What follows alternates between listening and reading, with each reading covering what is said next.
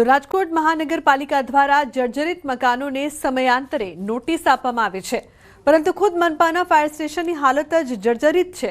શહેરના મહાનગરપાલિકાના central zone કચેરીમાં જ આવેલું ફાયર સ્ટેશન જર્જરિત છે। ઠેર ઠેર મોટા પોપડાઓ પડ્યા છે, તો કેટલી જગ્યાએ મોટી તિરાડો પણ પડેલી છે।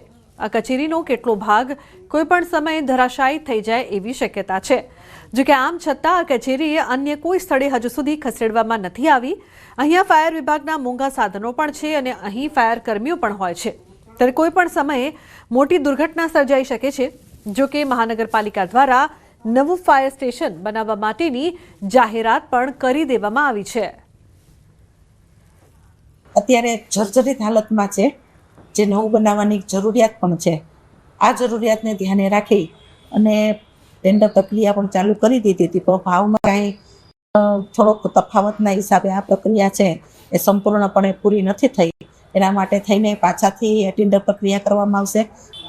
રાજકોટ મહાનગરપાલિકાનું સેન્ટ્રલ ઝોન ખાતે આવેલું ફાયર સ્ટેશન છે તે અત્યંત જર્જરિત હાલતમાં છે। આ દ્રશ્યો જોઈ શકો છો કે અહીંયા જે મોટા ગાબડાઓ પડ્યા છે ને એમના કારણે અહીંથી જે લોકો પસાર થતા હોય છે એમના ઉપર પણ ક્યાંક પોપડા પડવાનો ભય સતાવી રહ્યો છે। ખાસ કરીને જે રીતના ફાયર અધિકારીઓ ફાયર કર્મચારીઓ છે તે અન્ય લોકોને મુસીબતમાંથી બચાવતા હોય છે, પરંતુ અત્યારે ક્યાંક તેમના જ માથે જે છે એ મુસીબત તોડાઈ રહી છે। નવું ફાયર સ્ટેશન બનાવવા માટેની ટેન્ડર પ્રક્રિયા પણ ક્યાંક ટૂંક સમયમાં હાથ ધરવામાં આવનાર છે, પરંતુ જ્યાં સુધી આ ફાયર સ્ટેશન નવું ન બને ત્યાં સુધી હંગામી ધોરણે જે જગ્યાએ ખસેડવામાં જોઈએ એ જગ્યાએ આ ફાયર સ્ટેશન ખસેડવામાં નથી આવ્યું અને એમના કારણે જ અહીંથી જે લોકો જે પસાર થતા હોય છે તેમની માથે પણ ક્યાંક જીવનું જોખમ પણ તોડાઈ રહ્યું છે।